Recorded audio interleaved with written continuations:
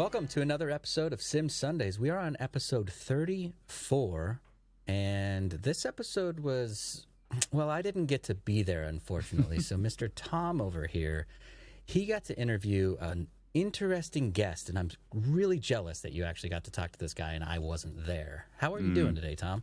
I'm doing really good. It was a really good episode. It was, we're not our favourites, but it was one of my favourites. And you also missed it by like an hour, so I feel sorry for you. But it was your birthday yesterday, so happy birthday. You've been out and about enjoying yourself.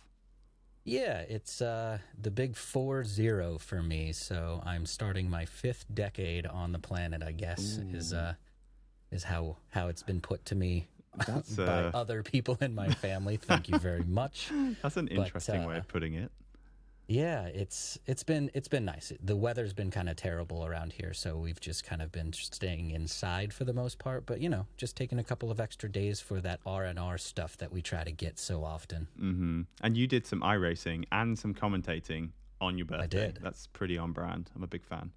Yeah. Well, sim racing, as you know, is one of my passions. Hence, Grid Finder and Sim Sundays podcast. So. On my birthday, I got to spend it doing some things that I love, which are sim racing and commentating, like you said. Nice. Well, I'm glad you had a good time, but I am sad that you missed this episode because this week we had Paul Crawford on the show. So Paul Crawford, if you don't know, is head of esports at Motorsport UK. So he's got a pretty freaking cool job. His job is to integrate sim racing into Motorsport UK's world, and to try and kind of like cross-pollinate the two parties. You've got sim racers and you've got real-world racers, and they're coming up with a bit of a program to try and combine the two. But there's some shaky ground that they're trying to avoid. Like, there were rumors about them bringing in like a licensing system where you'd have to pay, or over-regulating an industry that didn't need to be regulated. And we kind of covered all that. We went through how Paul got into this. He did a very, very cool degree, and I'm not going to spoil it. Actually, we should probably say this is the first time. This is our first episode of the new style of podcast where we're pre-recording everything. So I've actually already done this episode. I know what happens, and now I'm talking about the past in the future. Nuts. It's crazy. It's what's that film? Inception. It's Inception. We spoke about his degree, which was very cool. We spoke about a time that he crashed his car on the track. We spoke about Motorsport UK a bit, about their plans, what they want to do, how they want to improve the world of sim racing. I did that classic interview question where I was like, what's your 5-year plan, Paul? Tell me about your 5-year plan. Where are you going to be in 5 years' time? And he was like, I don't bloody know. He was like partnered with Grid Finder, first off. No. We did actually just... Oh, no, wait, we discussed that after the episode. Yes, but yes, stuff and things. Yes, there's lots of potential. Lots of potential, which is exciting. And then we spoke about the future of sim racing, where it's going. We spoke a little bit about Rensport. And yeah, it was a really, really good episode, and it was great to get his personal opinions on sim racing, but it was also interesting to hear him kind of quash some of those horrible rumors that you see on Facebook and Twitter, where it was like, oh my god, Motorsport UK is going to ruin sim. I don't know why they're American in this voice. I'm sorry. Yeah, you do that a lot. When you say bad things, you switch to your American accent, which I'm like, wait a minute, what's going on here? Well, right, I'm super excited to hear this episode, honestly, and I'm sure the listeners are chomping at the bit to hear what you guys had to say, so we'll let them go into the episode. So enjoy this episode 34 with Paul Crawford from Motorsport UK. Bon appetit. Cool. So, how did you get into all this? Tell us about how you started your motorsport career. So I've kind of always been into motorsport and gaming across kind of not just racing, but traditional gaming as well. And I wasn't necessarily academically that clever, but I discovered an opportunity to do motorsport at university. So I actually did motorsport management at university in Swansea. Nice. I did not know that was yes. a thing. That sounds awesome. Yeah, it was. Yeah, it was pretty cool. Was it a big course? No. It was like 22 people on it, I think. We actually had David Leslie, the touring car driver, lecture us for a couple of years. He actually sadly passed away kind of in between terms. But anyway, Oh, yikes, that's cool. So then I actually got the chance to work at the British Grand Prix whilst I was doing that kind of in the summer. And out of uni, I kind of realized I want to get into motorsport. I know I'm not going to be able to go into my dream job. So I saw the opportunity to join their call center selling tickets, driving experiences, etc. From there, I got put on the management trainee scheme, which is basically you go around all the different departments for 2 years, like 6 months in each department. And I ended up in a department that was actually running Nissan GT Academy back in the day. Oh, okay. So yeah, that was actually run by Silverstone Circuit, and I helped them run. I think it was the 2010 one, the Jordan one, and then the Jan Mardenborough year, and then that department split off to become Nissan's almost like motorsport agency. So we ran Nissan GT Academy, we ran all of the racing drivers programs, so ordered their kit, scheduled their training, all of that sort of stuff. That's nuts. So I did that for like 4 years, and it was great. Traveled around the world and was working in motorsport. And I get a lot of the I get the question a lot of, well, why would you leave? But I did actually choose to leave because there wasn't really any career progression. So actually, I was like, I'm just doing the same thing each year, which is really fun, but I'm not actually getting anywhere. So. But you must have felt at the time, if you'd gone and studied motorsport management at university and then you landed that job, you must have thought, okay, well, this has at least gone to plan. Yes. Oh, yeah, 100%. And I was fully one of those people where I was like, I've completely lucked out here. It's make your own luck. Obviously, I had the opportunities of working at the Grand Prix and things like that, which I took and didn't moan about getting up at 4 a.m. and working till 10 p.m. and that sort of stuff. So, yeah, I was kind of like, well, this is great. And then I ended up working for a drinks company after that who owned VK and Hooch, among other drinks. But Hooch? Yeah, still a thing. Still a thing. I'm just not. It glows in the dark. Yeah. And they actually sponsored Tom Ingram in the touring cars and the Ginetta Super Cup Championship. So while I was doing I was kind of event manager by trade. I was doing event management on the drink side. I was also helping the owner, Steve Perez, with kind of his motorsport sponsorship and stuff. So I was kind of keeping my toe in. I then actually decided to leave motorsport and esports completely and went into traditional event management, doing conferences, charity dinners. And it quickly became apparent that I didn't want to do that because it was really boring. Yeah. So hang on, you just said that you left motorsport and esports. How much esports was there back then? So it was really GT Academy was it, which was so far ahead of its time, taking global esports search for racing talent and putting them in a Nissan professional driving contract, which was till 2015. And then after that, it was just motorsport that I was working in. And basically, long story short, I left motorsport and esports, realized I wanted to go back into it. And I ended up freelancing, worked on a couple of Formula E's and winter F1 testing. But it was at that stage that Darren Cox, who used to run the Nissan Motorsport program, had gone to set up his own thing and had set up World's Fastest Gamer. And his company was also managing a couple of F1 esports teams. And he asked if I wanted to go to work and look after the Mercedes F1 esports team when I was freelancing. And that kind of escalated and I ended up going full time there. So I managed the F1 esports team for Mercedes in 2019 and 20, helped on a World's Fastest Gamer, looked after James Baldwin when he won that year. There was other projects which unfortunately never came to light, which I actually put a lot of time and effort into, but then never came to fruition. Can you tell us about them? Can't. Definitely not, unfortunately. Okay. But I just saw how your eyes lit up when you were talking about it would have been amazing. Like they might have been quite cool. Yes, yeah. They would have been amazing.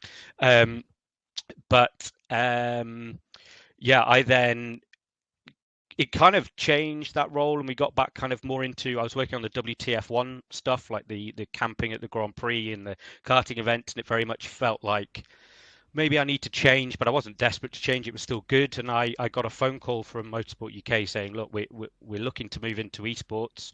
we're aware of its value. We should be doing something in the space. What do you recommend? It wasn't like they were headhunting me. They were literally asking for advice of whether the company I worked for could help.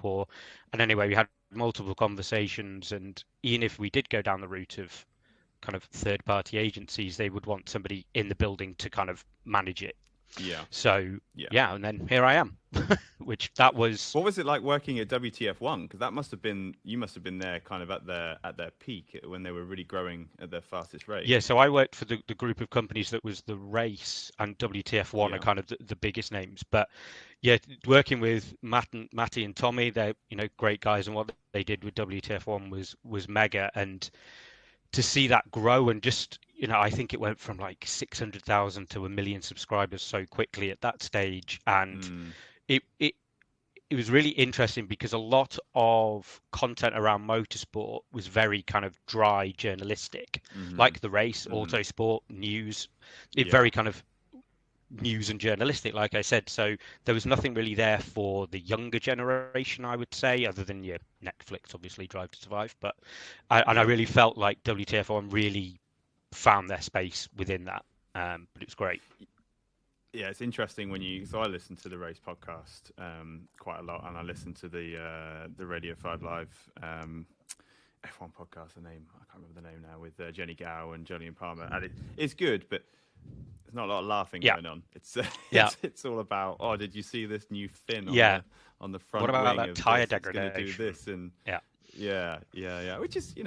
which is interesting. Yeah, it has its place. Be a real diehard fan to really kind of care about these like upgrades. I remember listening to the F1 official podcast where they do the interview series, and they were talking about the guy that found the second brake pedal in the was it the McLaren, but they were going into it, and they were saying, but back at that time the journalism was so different because all of these little technical details, and I mean like details, were kind of so like passionately documented, and then you get like a double page spread on, we've just seen this new air in there on the side pod of such and such a car, but it was only for practice 2. What could it mean? Like it was really like you could see why you can see how Formula One has exploded, because it's such a great concept, such a great sport, but the media was only targeting such a narrow portion. You're already in it. Potential fan base. You're an expert on it basically, and you're really interested in the detail,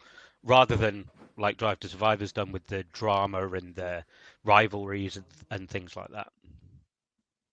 Yeah, 100%. And there must have been a lot of lessons that you kind of learned when you were at WTF1, and you were kind of in that environment that you can now bring to this role at Motorsport UK. Yeah, exactly. And I think, kind of going on from what I just said, it was very much around, don't just target the pros and the people who are already in it and know what they're doing. There's that whole kind of learning process of people, whether they're already playing Gran Turismo with a controller or whatever, which is absolutely fine, but they might not have the knowledge of how to improve or where to go or which communities to get involved with or what equipment to buy. And really, when I started at Motorsport UK, it was that was kind of the key of how do we approach this, which we can go into at some point.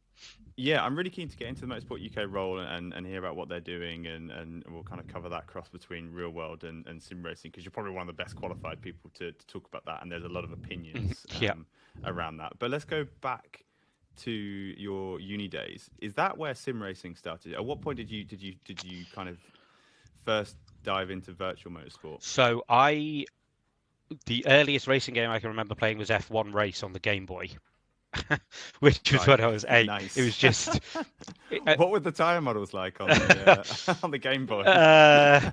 Flat out everywhere you could go around. Nice.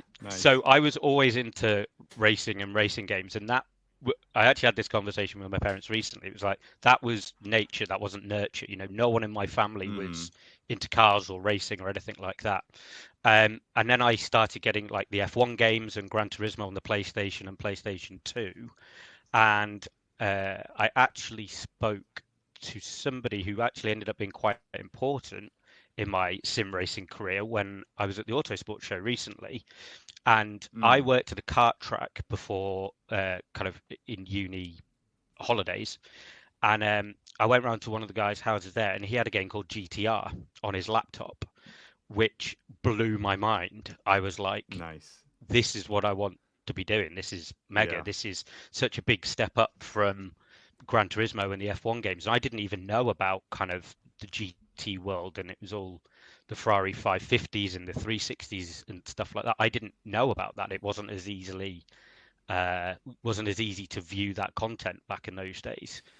So yeah, I think a lot of people have kind of found their way into non-Formula One motorsport through like virtual motorsport, through sim racing or just racing Gran Turismo. But GTR announcing the GTR revival project. Yes, sounds excited. I was excited for GTR 3 when it had a website and the revving engine. I was excited for that because I maintain that GTR 2 is probably my favorite sim title of all time.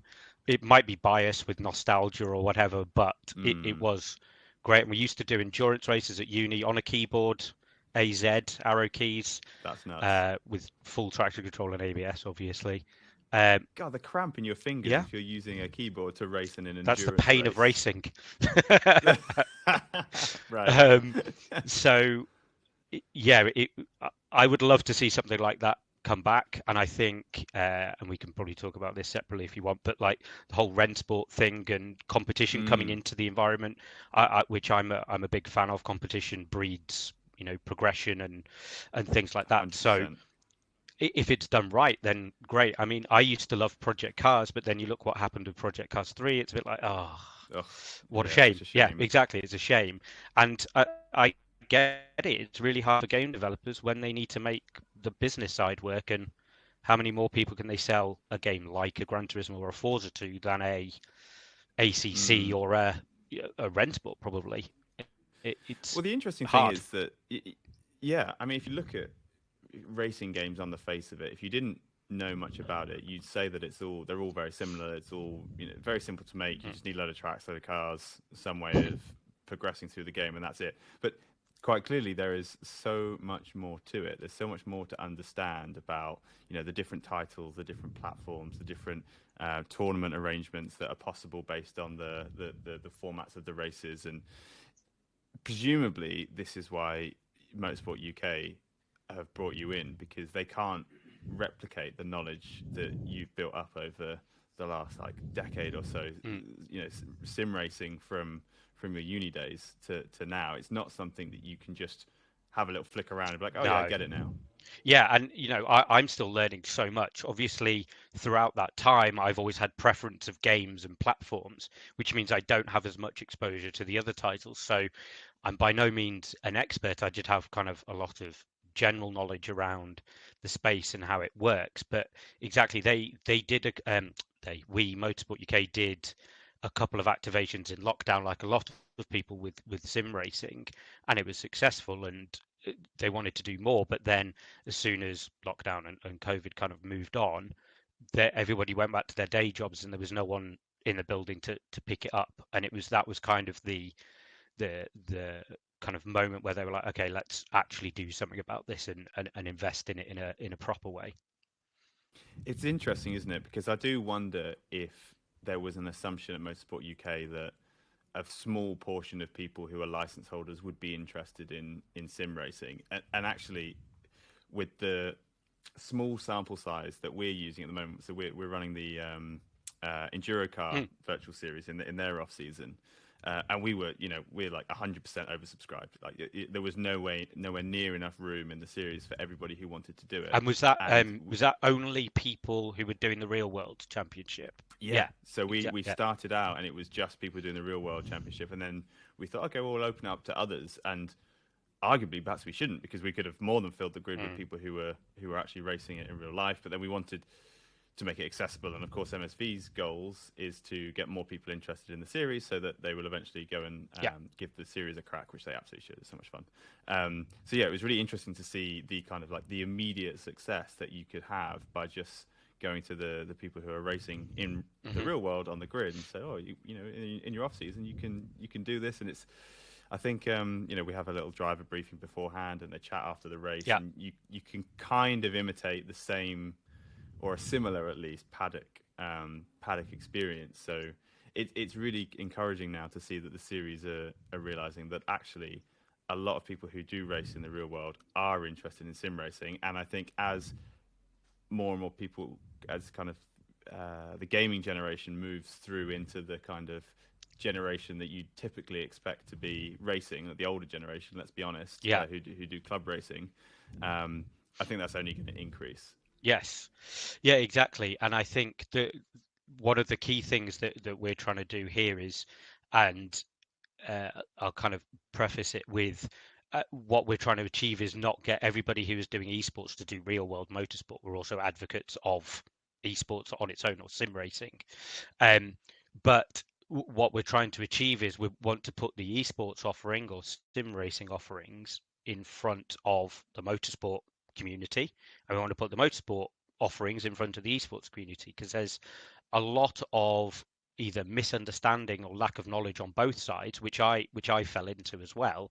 Of, you know, people in esports might think that you have to have millions of pounds to go racing, whereas, you know, myself, I now know, and obviously you do now with the KA stuff, and I've raced in C1s and dabbled with an MX5 Super Cup test day. You can just nice. I've just sent out a load of Facebook messages to some Arrive and Drive teams for the C1s to go and do some testing at Knock Hill. That series is a lot of fun. Did you enjoy it? Yeah, it was mega. I actually did the Race of Remembrance, was the first one I did in 2019. Oh, okay. Which is such a great event. I didn't actually know about it, but a friend of mine did it the year before and was like, look, you've got to come and do it. Just save up the money for the year and come and do it, because it's a 12-hour race, but split into two 6-hour races on the Saturday and Sunday, a pause at 11 o'clock on the Sunday for a kind of remembrance service in the pit lane. Great camaraderie, because it's not part of a championship. There's a less kind of full-on aggressive competitiveness, and it's much more around that club feeling. We're all there to have fun and have a good time, and I was like, okay, this is great. And I, you know, even doing night racing in your first race is pretty insane. And then I did a couple more races in 21, Snetterton, Alton Park. Fortunately ended up spinning violently against the tyre wall at Alton Park. And that happens. Which corner? So actually on the straight between the last two corners, the second to last corner and the last corner, somebody. Right. So okay. So you've come around the double apex right-hander, and then you get that dip. Yes, basically. They were alongside me, lapping me, but there was a car in front of them. So rather than checking up, they just turned right to barge me out the way and just put me nose into the wall.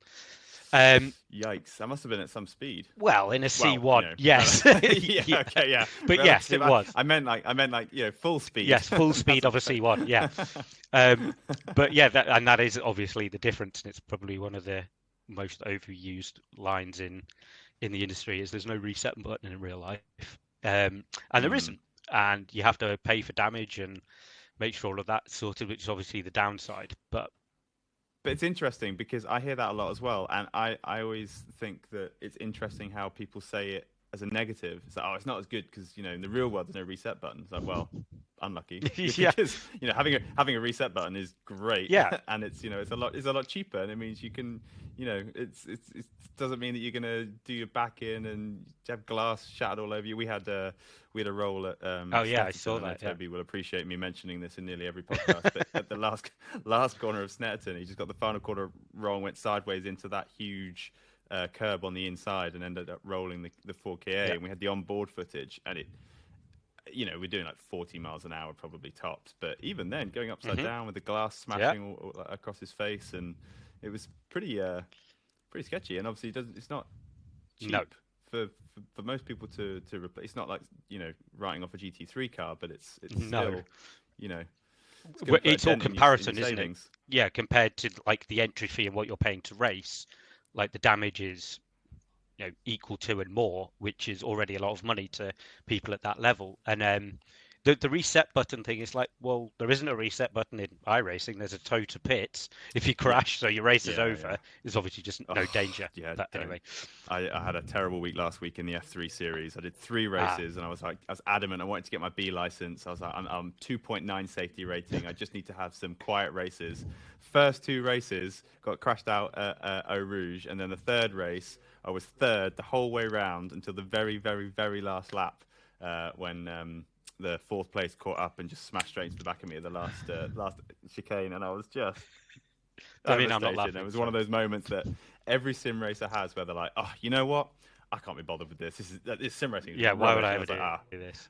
I turn around and I'm in the grid finder office. I'm like, yes, no, I need to persevere. Yeah, persevere with this sim racing thing. No, it is addictive, and I did fall into the trap of being like, oh, shall I race? What if I lose I rating? I'm not going to do this race. I'm like, but I've changed my attitude. I'm like, what a ridiculous thing to do, because you're like, I'm paying for this to race. Just go and race, and your IR and SR is, it'll go up and down. You will get taken out sometimes, but yeah. Well, it's interesting actually, because it's almost, there's an element there that you don't really have in real world racing. Certainly not at club level anyway. You've got super license points and bits and pieces, but at club level there is no safety rating. There is no kind of like performance rating. And actually, if you think about it, even if you go to I don't know how good these are. We go to something like Team Sport. Yeah. You get the app, and you, depending on how your lap times and your positions, etc., it gives you like a ranking relative to all the other karters that go to Team Sport. But actually, at club racing, there isn't a similar system, which is probably for the best, really. Yes. Yeah. I mean, I'm sure that there are rivalries within paddocks in terms of they're a dirty driver, or I don't mind racing them, they're a safe driver, but that's very insular to kind of, like, I used to do a lot of Club 100, and there was always drivers that you're like a bit more wary of when near them and things like that. But I've heard that that's a bit nuts. The sprint racing is insane. The endurance racing, I'm actually planning on doing some this year. It is great. It's such a great product for the money in the world of real world motorsport. It's kind of unrivaled. Well, it is unrivaled in my opinion. Interesting. I might have to make a note of that and have a look at those endurance races. Okay, so let's get into Motorsport UK. And you touched on it earlier. I'd love to get your take on things like Rennsport. But first, Motorsport UK, they've hired you full-time esports director, managing how they integrate and maximize sim racing within their model. Yeah. Like, why? What is it that they've seen? I mean, I'm sure we can guess, but like from Motorsport UK's perspective, they're obviously seeing that sim racing is coming, online racing is growing. Yeah. Like it's the future. Yeah. So I think the first thing that I always say in any of these kind of conversations is we're not looking to come in and govern esports or sim racing in the way that we do with real world motorsport. I think people will appreciate it. Yeah, we're not here to bring in licenses and tutorials and like you have to do this driving course and right, anyone who's organizing events, we need you to have a permit or anything like that. In fact, it's easier just to say we're not stopping anyone doing stuff that they're already doing.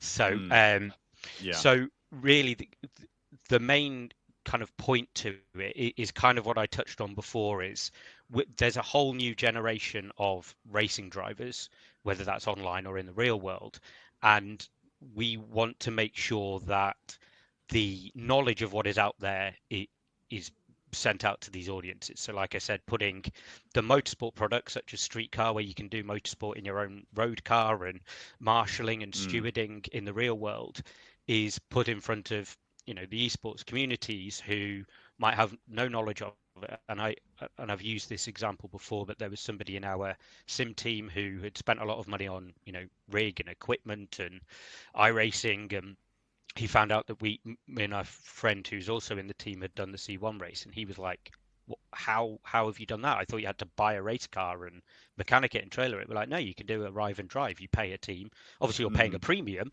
but you can do it as a one-off or a couple of races, and for considerably cheaper than I think most people expect. I mean, I nearly fell off my chair when I found out that I could do a season of Endurocar for like £5,000 or £6,000. Yeah. And again, I suppose we should keep caveating that that's not cheap. But if you compare that to people, disposable income that is spent on sim racing equipment, like perfect example, exactly, Dave Cam put out his video that he spent £28,000. Yes, he's an anomaly within the world, but it shows that people do spend money on sim racing. Like you said, you can do a season of Endurocar for what, a quarter of that? Yeah. So that's a perfect example. And then fast forward a year, Richard, the guy on our team, did a full season of City Car Cup last year with Student Motorsport, which they won their class, and he's doing it again this year. Great. He started to get sponsors on board, and it completely opened his eyes to the world of motorsport. So that's kind of one kind of key area, and it's also to advocate sim racing, racing esports, as a credible, low barrier to entry motorsport. The equipment and the software and the games are now in a position that, like we know, that you can race in leagues and championships very inexpensively once you've got the equipment, and the skills are transferable. You're doing racing lines, braking points, gear selection, and so advocating and helping that in this industry that has grown so organically, all of these different communities and companies like your own that, just ideas that you've had and you've managed to grow, we want to help support the industry by supporting these communities. So they're kind of the two main parts of it, but there's other elements to it, like we have the Motorsport UK Academy for high performing drivers at a younger age. We also have our diploma in sporting excellence, and there are now elements of that use esports. So we have 2 simulators at the HQ that get used. Loughborough College, who deliver our diploma, now have a set of simulators at the college in Loughborough that their students can use for their course, and they use it for driver training, coaching, mental training, telemetry, exactly. Yeah. So it basically got to a point where you couldn't ignore it for Motorsport UK. It's here, and we should be involved. Yeah, I was just about to say, I think it came out as news, but it was almost like it always like hearing a news story on a Friday that tomorrow Saturday is going to happen. Like it was fairly certain that Motorsport UK were going to venture into it, because it would be odd if they didn't. It would almost feel a bit elitist if they didn't. Absolutely, because there's no getting away from the fact that sim racing is far more accessible, because we're talking about spending thousands on a sim rig, but actually you don't need to. If you've got a desk, you can buy a Logitech G29 or a Thrustmaster T300 for a couple of £100, or even second-hand options for cheaper. And it's second. I mean, I bought my first rig was that the whole of that rig, except for the monitor, is second-hand. Yeah, exactly. There's very few reasons to buy new, but yeah, so it can be incredibly accessible. Exactly.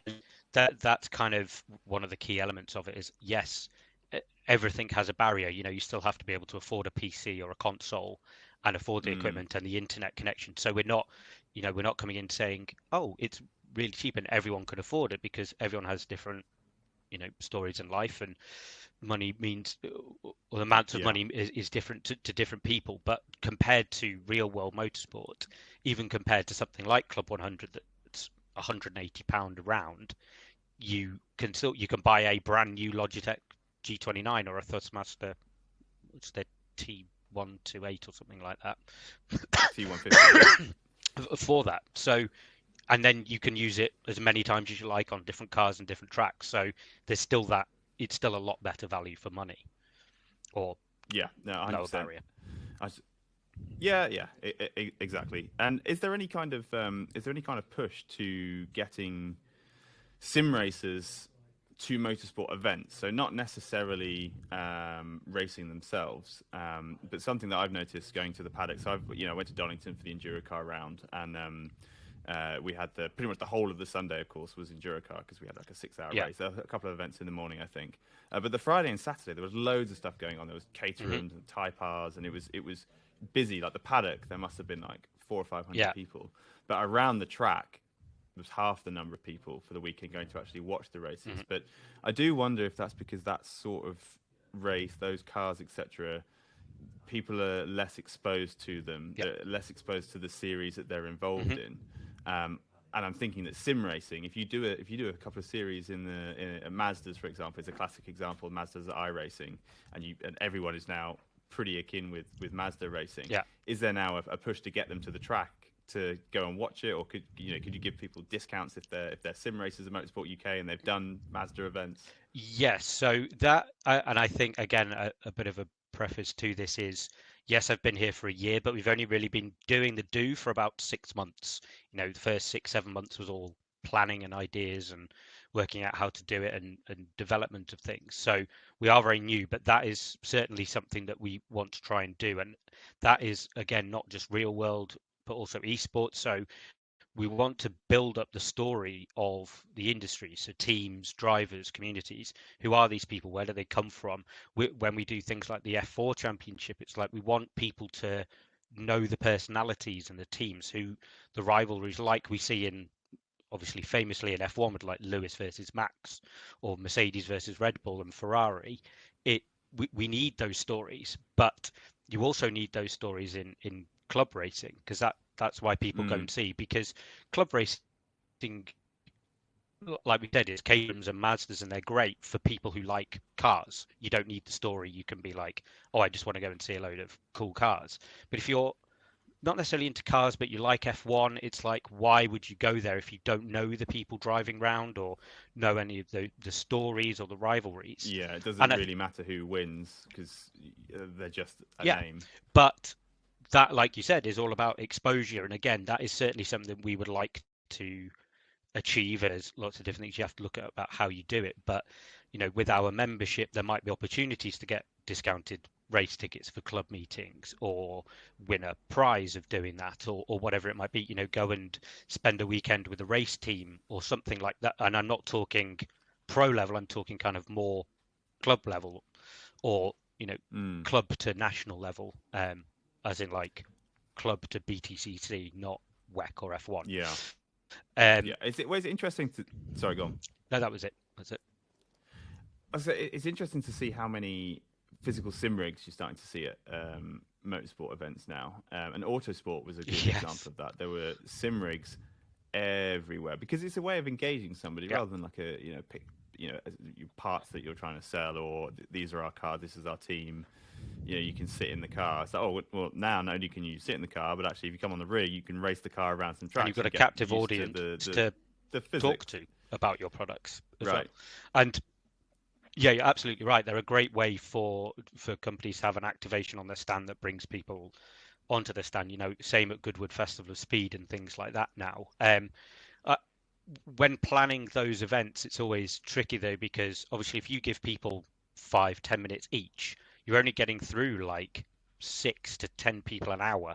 It's not a high and then you need more, which obviously then means you need more space, and then you have queuing issues if you try and do pre-booked I think slots. The Williams stand had like 12 stands. Yeah. 12 rigs, didn't they? Yeah, exactly. And like you were at the expo, the Simracing expo as well. That was that worked because there was so many. So it was like there wasn't. But if you only had 2 or 3 at a venue like that, or an event like that, you would just have a queue constantly. Like I went with my nephew to Insomnia once at the NEC. We queued for like an hour and 45 minutes to use VR for 10 minutes. And it's like going to a theme park. At the end of the day, you're queuing for rides. So it's like, yes, you can put a simulator on your stand, and it's a great way to get people involved, but you have to kind of think about it logistically as well. Yeah, it's definitely a challenge. I remember also going to the Insomnia Festival last year. Actually met Johan from Trak Racer there, and they had the Alpine F1 car, and then they had a load of rigs. And out of all of the stands, they had the biggest queues, because essentially you're getting an experience, right? Yes. You're getting that kind of that one-to-one physical driving experience, as opposed to playing a game that you probably already played. Yeah, and I think there's a big case for that, and something that we're going to try and do is, obviously, a lot of people, the majority of people, will have entry-level to mid-range kit. And we want to give people more opportunity to use high-end equipment, aspirational equipment. It's like, oh, I get to drive this car in the real world, or I get to go and sit in this car, or have a passenger ride in a Ferrari, or drive a Ferrari for £100 or whatever. It's kind of similar. It's like go to pro esports teams and use their triple monitor setups with the best kit all set up right, or like we do an event with Williams where we go to their esports lounge to introduce people to esports, and you get a tour of the museum. So we're big into that idea as well of adding kind of value to people's experience of esports. And there's a big market for people who want to upgrade, but there's a very little chance to be able to try before you buy. So helping people with that as well, indirectly, as in not a come to this shop and try it before you buy it, but if you get an experience where you get to go and try some pro kit, you could be like, because I tried some VRS pedals at Apex Racing and I was blown away.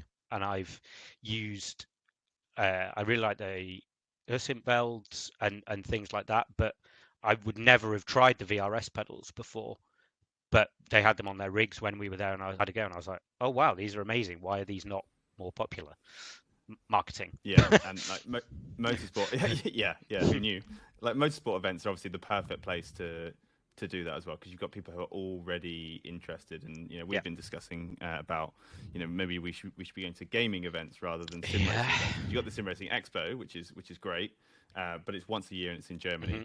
So it's it's a very kind of limited audience. It does well for numbers considering, but it's a very limited audience once a year. Yeah. Whereas the gaming events that happen, Birmingham NEC for example, and in the Excel, like quite regularly, they have people who are the right sort of person who could be interested in sim racing, who might never have been exposed to it. Yeah, and I like there was a couple of sims at Insomnia when I went, and that was probably 5 years ago, I think I went.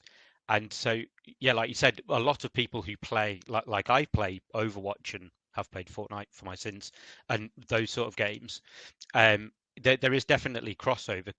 People who are interested in gaming are also usually, or a lot of people are interested in cars. And so it's not a big step to go, oh, racing games, I didn't really know what that was about. Oh, wow, look at this simulator.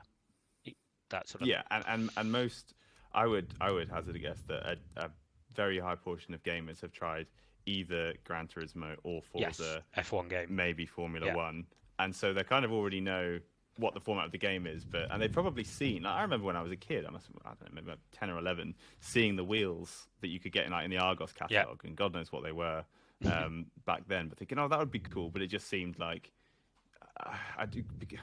because it was just one or two games it would work for. I don't know. I was playing other games. I was out riding my bike. I don't know. I never really kind of jumped for it. But I think if I was able to try it, I think it would have been a different story. And I think I would have been sim racing it's like 10 years earlier than I actually started. Yeah, and it's like I tried GTR and it changed the path of my gaming experience. Now, if I hadn't have gone around to that person's house and tried it, how long would it have been till I got exposed to a GTR or a Race 07 or one of the earlier simulators? Maybe I wouldn't have been, and my life would have taken a whole different direction. So it's well, you need to thank that friend. Yeah, I did at Autosport. Bumped into him. He couldn't even remember how we knew each other because he actually qualified for GT Academy one year. He was like, we know each other from GT Academy. I went, no, we worked at the kart track. He was like, oh yeah, you came on a track day in my Peugeot 205 as a passenger. I was like, yeah. He was like, oh yeah, nice. We used to play GTR on the laptop and all this. I was like, yeah, that's me. That's very cool. Okay, so where does Motorsport UK want its sim racing campaign to be in 5 years' time? What's the vision? Is there like in 5 years' time we're probably going to have this academy and we want to do a major tournament once a year and we'd like to see this at the tracks? Like what's the 5-year plan?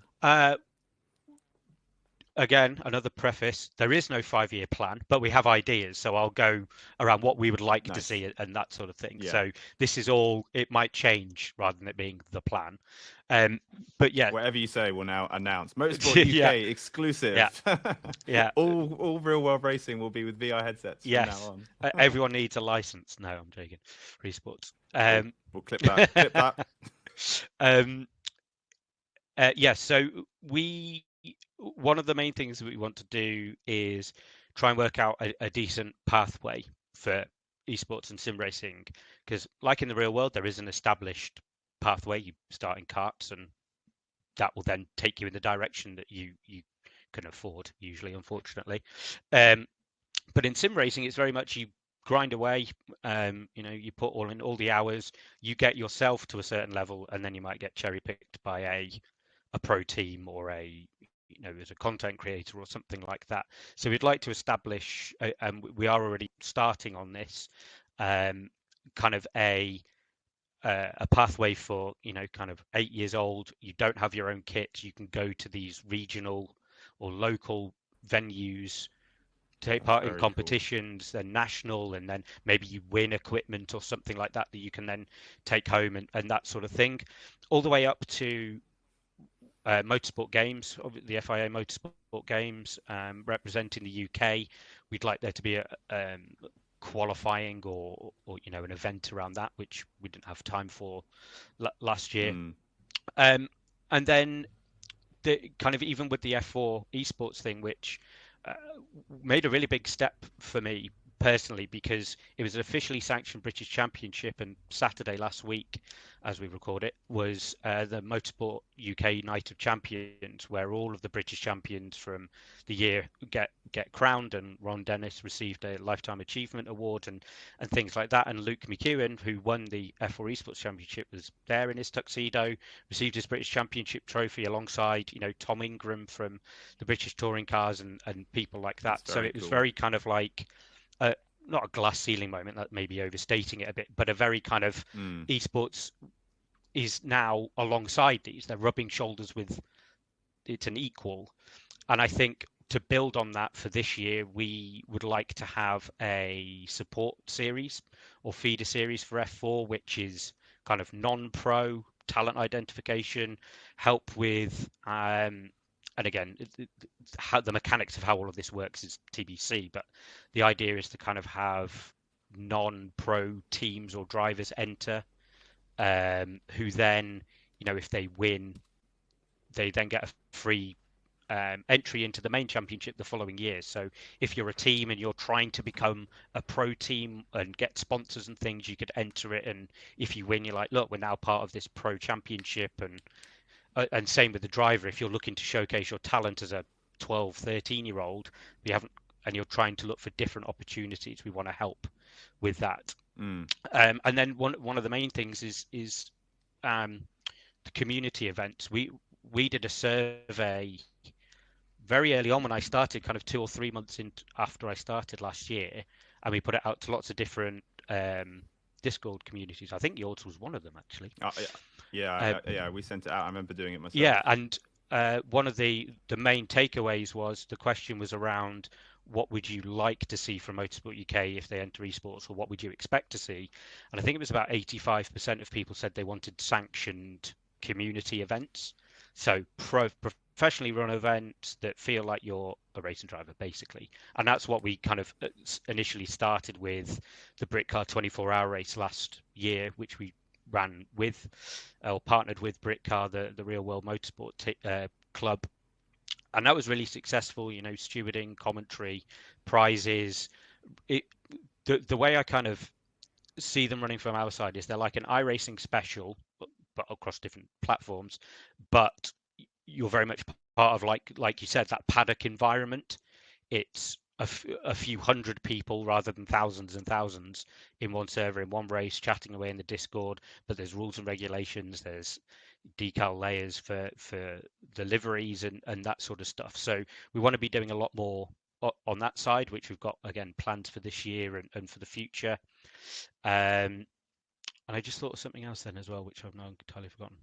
Oh yeah, and then British Championships across different disciplines as well, which is a bit harder to get off the ground, but we'll get there. Yeah, it's interesting that there seems to, there's definitely, it was interesting what you're saying about the awards night, how the sim racing element is getting more kind of, to use a horrible phrase, like organically involved with the real world racing. Like it's not these two modules kind of butting heads, but actually they are seamlessly integrated.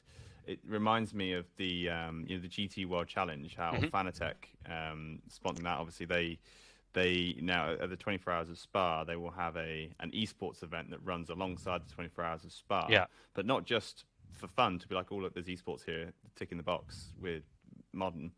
They're actually going to get points. So each team who's on the grid in the real world cars will also have a and sim they have to have a team, pro driver and a sim driver and that sort of stuff. So it's really that is probably, for me, it feels like the biggest step towards properly integrating it, because now it's not just, okay, I could become a sim racer and I could do all these events and win money, but it's like, okay, if I get good at sim racing, I can join these teams, and these teams now have both elements to it. That's massive, right? Yeah, exactly. And there's always going to be more and more crossover as well. Like we said, with kind of the generational thing of the younger people now who grow up with it and are doing sim racing, and some of them will become pro racing drivers, will carry on being sim drivers. Whereas now, people our age and older who are pro racing drivers might not have got into sim racing and can't do it and are dismissive of it. So the more people doing it who are professional drivers, the more welcoming they will be for it to come into to mix with real world motorsport. They'll be more open to doing things like that across more championships rather than it just being that one. And obviously doing esports versions of real events with virtual Le Mans and the iRacing special events, I think is a really good thing as well. Generally to bring exposure to sim racing, although they do have issues 100%. sometimes. See, we had Lewis McGlade on last time talking about the kind of like behind the scenes of what went on, and it does sound like it was quite tough, but they managed it.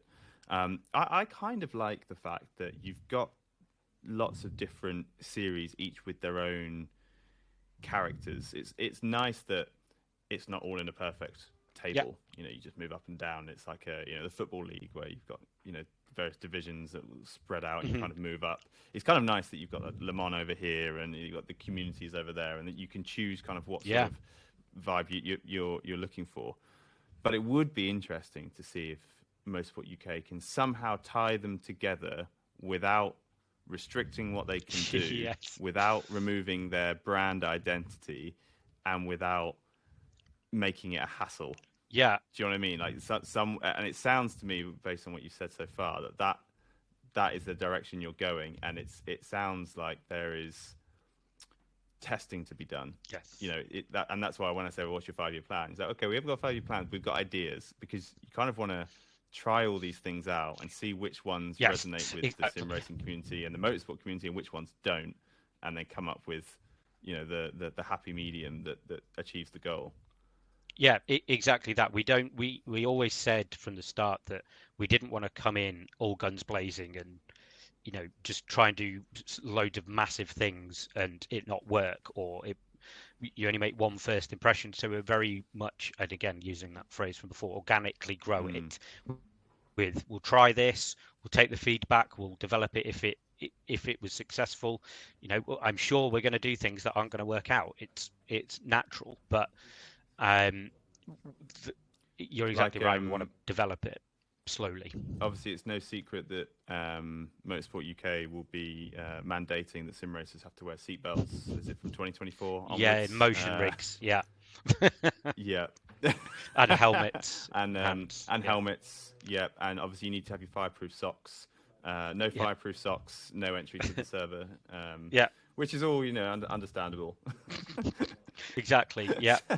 And you have to, and to be fair, you say that Hugh, our CEO, sits on the FIA Esports Commission, and I join as an observer. And the German ASM were very kind of open with their kind of failure in the space. They too, a few years ago, this was now, came in and tried the approach of you need to have a license, do these courses, do driver tuition with a pro, and you get a license.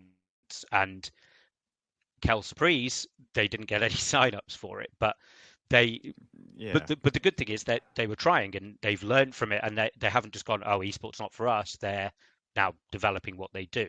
So doing that sort of stuff we knew was wrong, and we're also fully aware that some people and communities won't like what we're doing.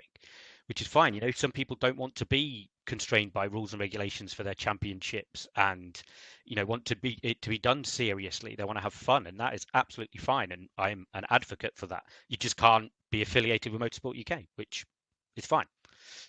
Especially when we do events and things, we have to implement things like safeguarding against children, which is in my eyes a good thing. So if there's under 18 competitors, you have to get parental consent and that sort of thing, which, let's be honest, is pretty much non-existent in the majority of esports. Discord is again a whole nother world of safeguarding, but it's one of those where if you don't embrace it, then you won't be in it. So we have to. It's one of those where we all agree we have to do it, and I'm sure there will be a Motorsport UK Discord server relatively soon. It just has to be done in the right way that we protect people as much as we can, basically. Yeah, I suppose it's the double-edged sword of what you're doing is you've got the clout in terms of the reputation of the brand, but it comes with it like a whole string of regulations and requirements that you have to jump through. But that's why you're the regulating body, right? You can't you can't have it both ways. So let's talk about 2023 and onwards. So this is a big year for sim racing, and you mentioned it earlier, Rensport with their the R1 series that they're bringing out. There's the local and online events, and interestingly, they're running them alongside things like CS:GO. So this is the first time we're going to see sim racing alongside mainstream esports. Yeah. Do you think this is a big deal or not? I think it's a big deal getting people like are FaZe involved? Is it FaZe and Mouse? I think. Yeah, FaZe and Mouse are both involved. Yeah. So I think that's a big deal, bringing in organisations like that from, I call them traditional esports. Just an odd phrase. Yeah, I never know how to, because I always think that if you say esports to somebody, they think of Call of Duty or Fortnite or whatever, rather than sim racing. But anyway, but bringing in those all obviously then brings in an audience who you will naturally get people who follow them regardless of what they do. You will obviously get the naysayers who are like, what is this? I want CS:GO or whatever it might be. So I think that's a big deal. I think, like I said before, Rensport generally is good in terms of it generates competition and everyone's very excited to see how it goes. It's you could arguably say it's a disruptor in the way that they've gone about kind of marketing it. Personal opinion is, I think if they deliver on the promise of it being kind of optimized for esports delivery, I think that's really good, because I think all current platforms and games have quite large limitations in terms of making a decent broadcast and race control features and things like that. So I think if they nail that, then I think it's a big deal. They're definitely esports first. Yeah, which is even their timetable this year. It's not just concept is esports first, but their timetable this year, they're literally doing the esports tournament before they even launch the game. The beta. Yeah. So I think that's the positive, and I think you could look at it and be like, oh, it's GT3 cars at European circuits that we have on ACC and iRacing and. So I think I'm really interested. Let's say that I'm really interested to see how it goes. I hope that I do feel sometimes we're very good at not helping ourselves, like with the controversies at Daytona 24 at iRacing, and obviously what happened at Virtual Le Mans. It's like, yes, exactly, tire dipping and all of that. It's like we're so good at shouting about the issues. Sometimes.